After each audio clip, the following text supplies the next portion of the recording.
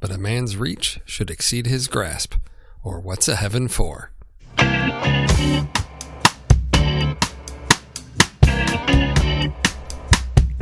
I'm Steve Sarmento, and this is Three of a Kind, a segment where I look at three films with a common thread. This week, we reach for heaven and fall short.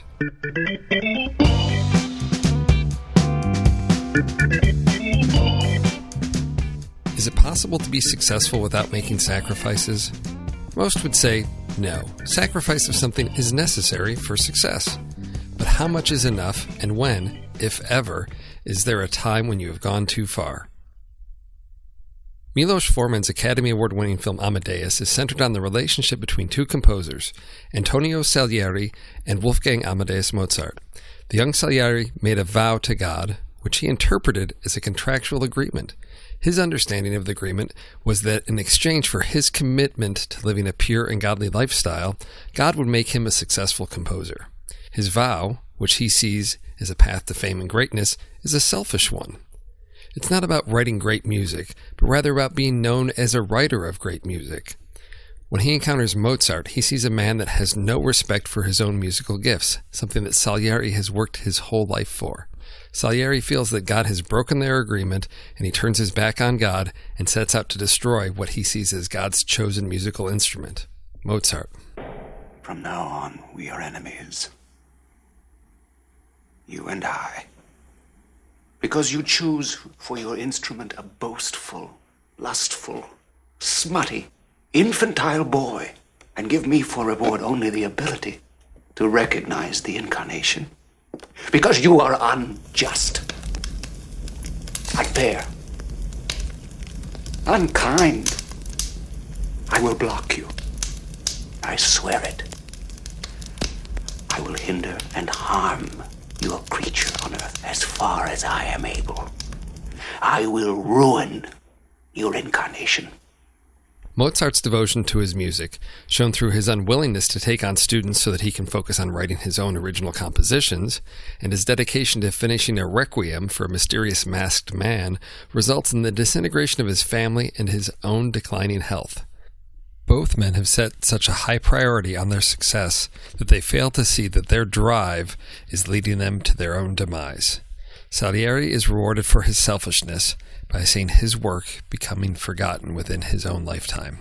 His guilt over his betrayal of God and Mozart drives him to attempt to take his own life and leaves him a cynical man confined to a mental hospital.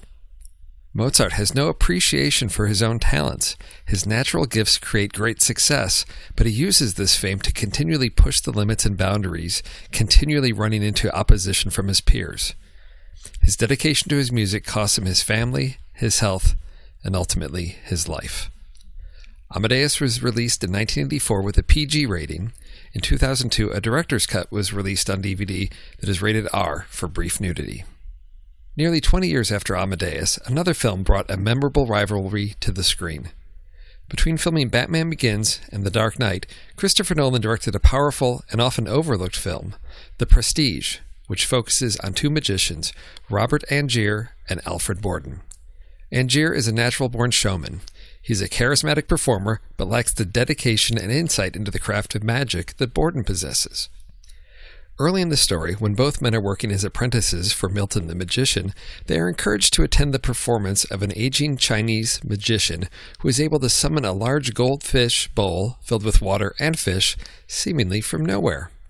Borden is able to quickly deduce the mechanics of the trick. Angier is able to understand the trick, but doesn't have the dedication to perform this kind of magic. You're wrong. You can't do. No, it is. Look at the man. This is the trick. This is the performance. Right here. This is why no one can detect his method. Total devotion to his art. Utter self-sacrifice. You know? It's the only way to escape all this. The rivalry between the two men begins with the death of Angier's wife, seemingly as a result of a failed rope trick that Borden is responsible for. The two men continually challenge themselves to improve their performance and craft while continually sabotaging each other. Ultimately, they both make large sacrifices. The non-linear structure of the film keeps the audience on its toes as we slowly piece together each man's story and learn about the different sacrifices each man has made in their quest to outdo their rival. The last few minutes of the film reveal the depth of each man's devotion and commitment to magic with some surprising twists. But we, the viewer, are left contemplating whether, after all that each has lost, was it truly worth it? The Prestige is rated PG-13 for violence and disturbing images. Our final course in this three-of-a-kind is the directorial debut of Stanley Tucci and Campbell Scott. 1996's Big Night is the story of two Italian brothers and their struggling restaurant. Primo is the oldest and the chef of the restaurant. Secondo manages the finances and operations of the business. The restaurant is struggling, and Secondo has just learned that the bank is set to foreclose on the property. The restaurant is struggling partially due to Primo's stubborn unwillingness to sacrifice the integrity of his menu to please the customers. He has set high standards for himself and his food, and he is unwilling to change anything. What are these people in America? I need to talk to her. Oh, please, Primo, what are you going to do? Tell the customer what she can eat, huh? That is what she wants. That is what the customer asks for. Make it. Make the pasta. Make it. Make it. Make the pasta. Come on, let's go. How can she want? They both are starch. Maybe I should make a mashed potato for on the other side. Primo, look, don't, okay? Because they are the first customer to come in 2 hours. Secondo's friendship with Pascal, the owner and manager of a nearby restaurant, provides an opportunity that just might save the restaurant and give the brothers the recognition they have been waiting for. They put everything into preparing for this one big night, at the risk of losing everything they have worked for.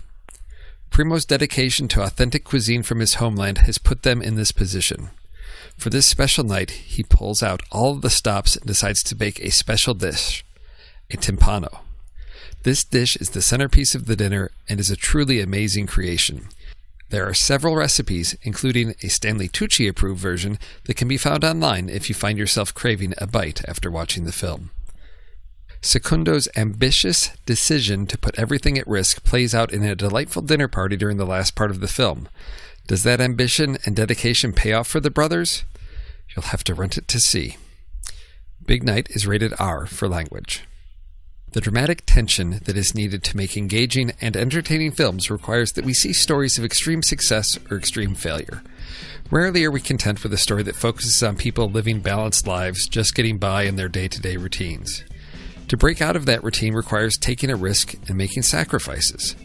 These three films focus on the struggles that come with the ambitious drive for success and the sacrifices that are required on the way. You can't achieve success without striving for it, but we must be ready to accept the consequences of reaching far beyond our grasp and falling short. For the next reel, this is Steve Sarmento. The next three of a kind asks if you really know yourself.